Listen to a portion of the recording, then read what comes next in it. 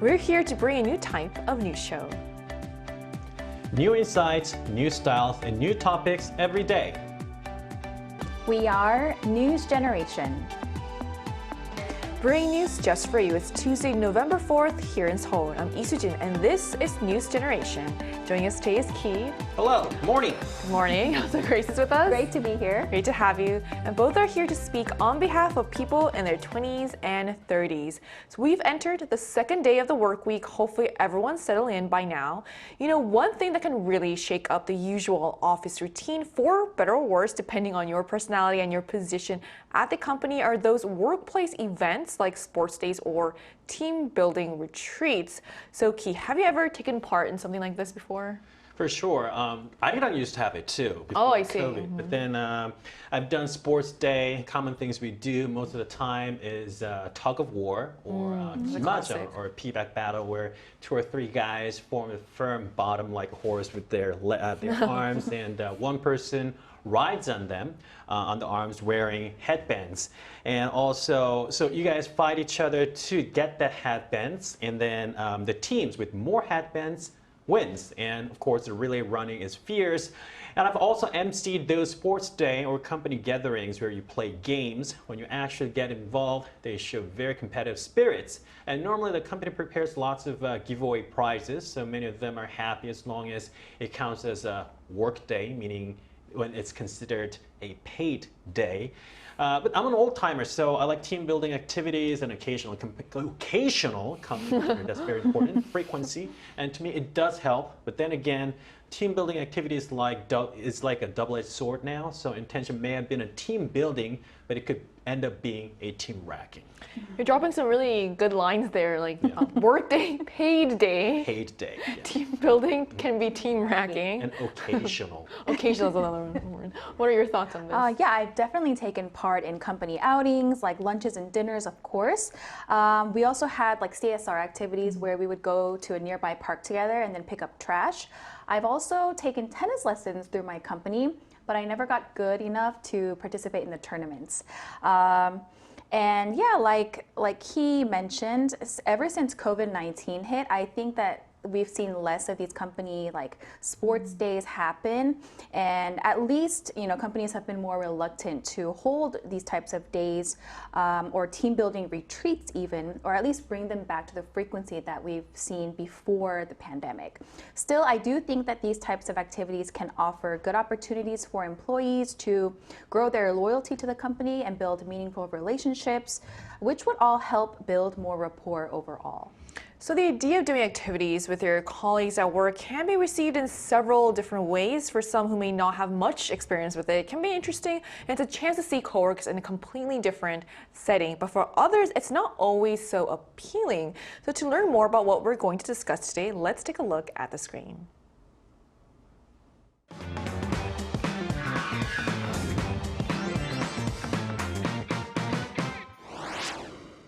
We often go about our day at work without really getting the chance to connect with our colleagues. And especially with the growing generational gap in the office, it's not always easy to feel a sense of bonding with the people around us. That's why many of us do want more opportunities to spend time with coworkers beyond just meetings or deadlines. But at the same time, not everyone sees these events as fun or necessary, and that's where the debate begins.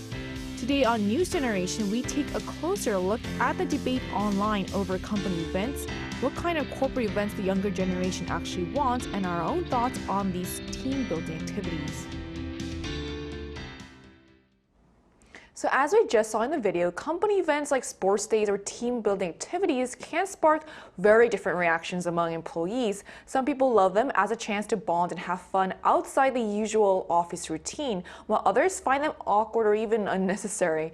And recently, a company that organized a team building event, specifically a sports day, became the center of an unexpected debate online.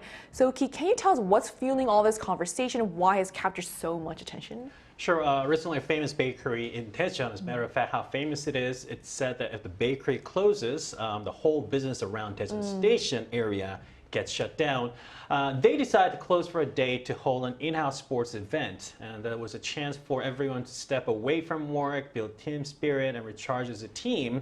But it has stirred up some debate. Some people think giving employees an actual day off would be much better than organizing a mandatory event. And they point out that after a full day of sports, coming back to work the next morning might be burdensome and could actually make people tired. So it's become a question of whether these traditional company events truly boost morale or if they are just outdated rituals that no longer fit the modern workplace. It's your choice now. That's a big debate. So it's interesting to see a bakery actually close for a day just so employees can participate. That really shows that the company values team bonding. And I think the idea behind it is great. Sometimes taking a break from work and doing something active together can really strengthen relationships and improve morale. But I can see why some people would prefer a day off instead. Not everyone enjoys a sports day. I personally don't. And it might feel a bit more stressful than fun. So Grace, why do company sports days and similar events often get criticized as being unnecessary, even burdensome? Well, annual company sports days or other special events are helpful in encouraging good company culture, and I do think that participation can be a good thing for cultivating relationships with colleagues aside from the day-to-day work-related tasks. But these days, many see occasions like these as unnecessary, burdensome, and frankly a waste of time. And some even say that it's like the worst company benefit ever, if it can even be considered a benefit. I think the main reason for this is that rather than participation in these activities being a personal choice to have some extra fun outside of work, it's often perceived as like a forced attendance and an extension of the workday when you're required to invest your precious free time to more company-related activities. People also complain of the corny group games that are often organized for these types of events, where they feel like they need to act like they're enjoying their time when they're actually not. At the same time, people are reluctant to miss out on days like this because they're afraid that it's going to impact their performance assessments. I mean, I can relate to this because I'm not the most sporty person, so I feel like it would be burdensome and stressful for me too, being that in the moment. So that makes sense. If employees feel like it's just another mandatory work task, it's no wonder some see it as more stressful than fun. I can see how the pressure to participate combined with forced team activities could make people dread these events rather than enjoy them. It seems like the intention is good, but the execution can really backfire if people feel obligated to do something they don't normally enjoy or do. And I wonder if this is why younger employees in particular prefer more practical benefits instead of these traditional office events. So considering all of this, Key, how do younger employees generally feel about company events, and are there alternatives they'd actually prefer? Sure. Let's say we've attended an event and the actual workload doesn't disappear. So the next day we come, the time pressure only builds up.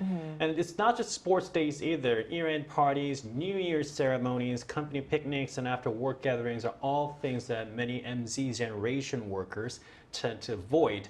So some even joke that they'd rather just stay at their desks and work. And these days, employees are asking for more practical forms of welfare. For example, like salary increases, personal development support, or simply just more vacation days, paid vacation days, rather than mandatory team building events that can feel like an extra work in disguise. So it's easy to see why younger employees might find these events stressful, and participation in these events cuts into personal time or doesn't actually reduce workload. It can feel more like an obligation than a perk. It seems like for many, that's why practical benefits such as salary increases or extra paid vacation days are valued more than these traditional gatherings. And I can understand why someone even prefer to just stay at work and focus on their tasks rather than just attend another event. So given that, are there aspects of company events that can actually be helpful or motivating even if they do sometimes feel like a burden, Grace? Sure, like I briefly mentioned, not everything about these company events are bad. They're definitely helpful in creating opportunities to help colleagues bond and create a favorable company culture that could boost motivation and build rapport. However, if these activities require employees to put in time outside of working hours, or if they're assigned to prepare some kind of like talent show to entertain colleagues, I could see why it can be burdensome.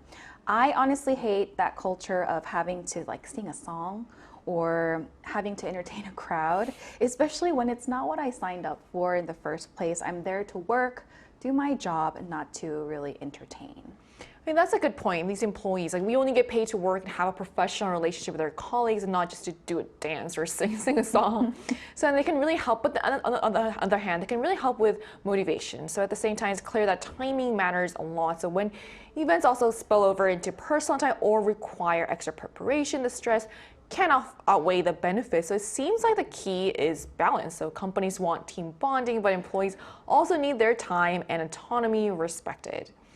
And to get an even more perspective on this, we'll be speaking with a senior executive from a company here in Korea to hear his take on employee events and team building. And that's coming up right after the break, so stay tuned.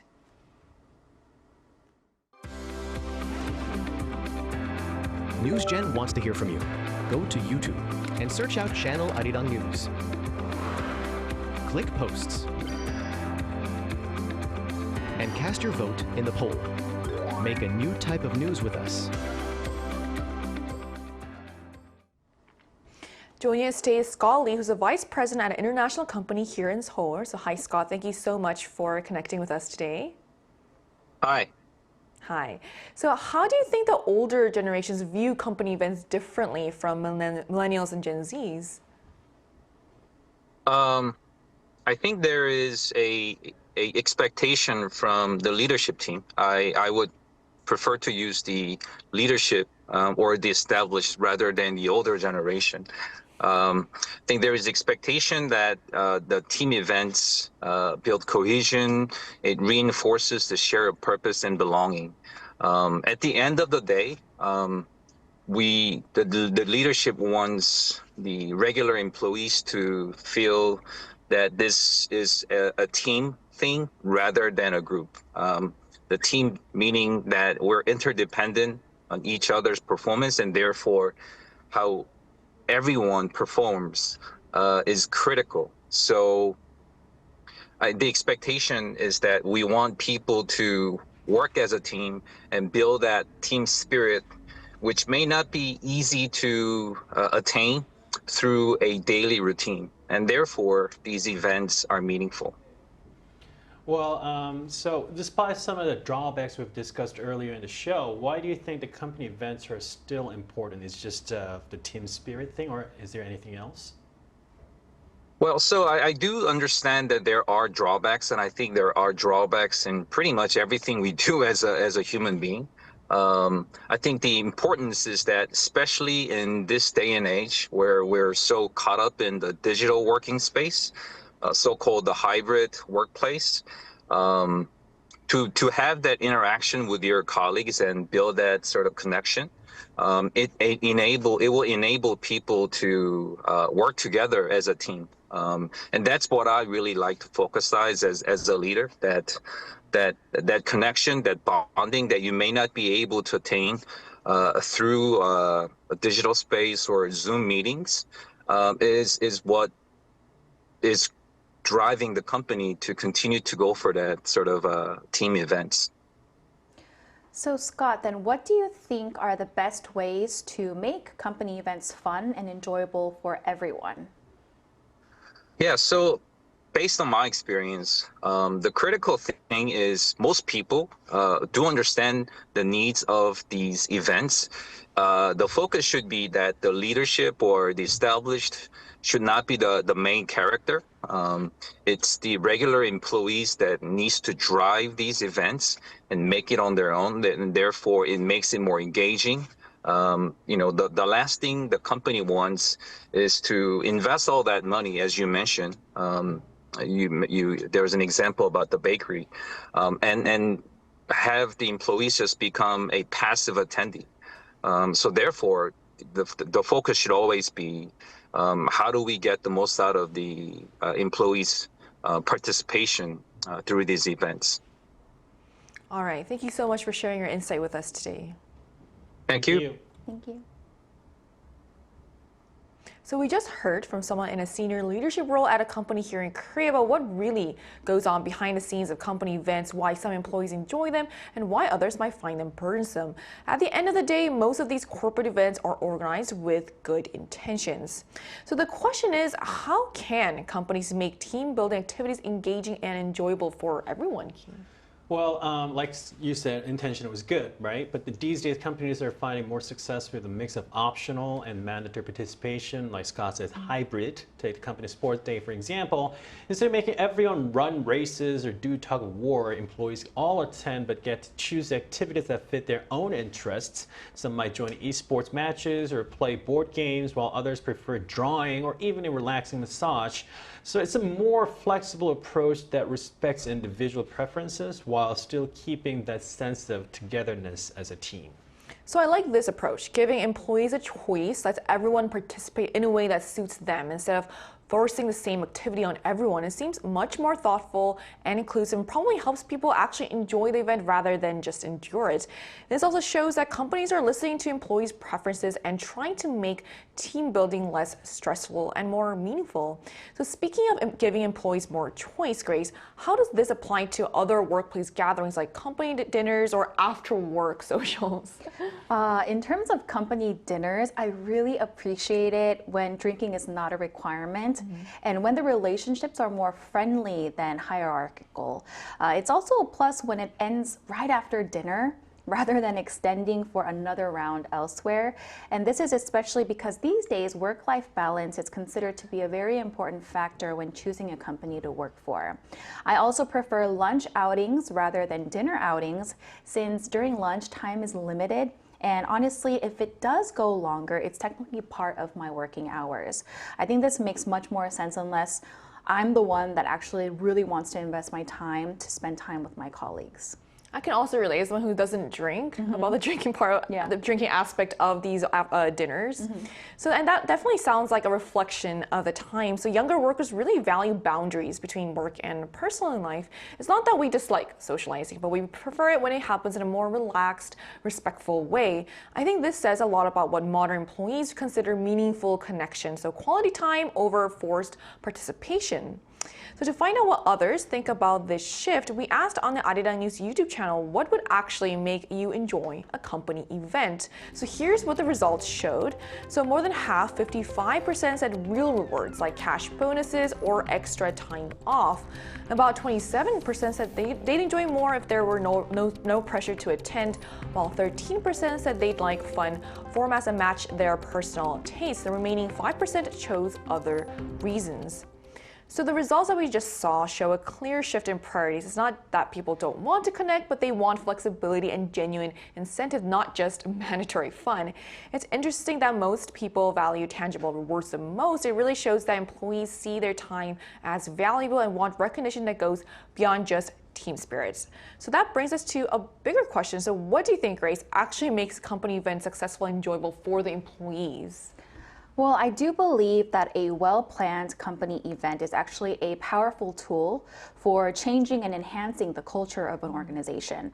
For instance, the famous bakery in Daejeon, like he mentioned, garnered a lot of attention for its company event that catered to the wants of its employees by inviting families for a fun-filled day and even gave out really generous prizes like high-end appliances and the latest smartphones.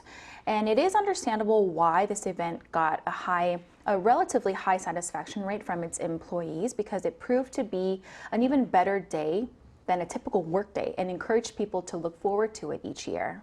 So you made a really great point here. It really shows that when an event is well planned and considerate of employees' time, it can actually become something people look forward to. It's interesting how the same company event can feel completely different depending on how it's organized. One can feel forced, while another can feel rewarding and even fun. So I guess at the end of the day, it's all about making employees feel appreciated, not obligated. And beyond fun or bonding key, what other kinds of company events do you think would really resonate with employees today?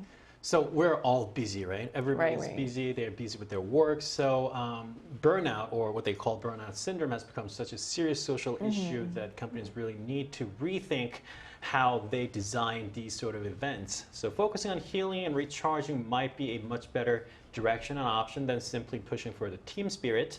And if the event takes place on a weekend, then giving some employees a compensatory day off during the weekdays shouldn't be optional. It's a very essential part of running the company, and otherwise the whole idea of the rest and recovery loses its meaning. So I think we all have to think about that too. I agree. So at the end of the day, company events aren't really about the games or the prizes. They're about connection. And while the old ways of building that connection might not fit today's work culture anymore, the goal itself hasn't changed. So younger generations want flexibility, respect for their time, and genuine opportunities to recharge, not just another task in disguise. So maybe it's time to rethink what team building really means, because when events are designed with empathy and choice, they stop feeling like obligations and start becoming the kind of moments that actually bring people together. And that's the kind of company spirit that never goes out of style. So that brings us to the end of today's episode of News Generation. But News Gen will be back tomorrow at 10:30 a.m. Korea time with more stories and discussions. A big thanks to Ki. Thank you. Thank you for coming in. Also, Grace. Thank you for having me. And to our viewers, thank you so much for tuning in, and we hope you have the best day. We are News Generation.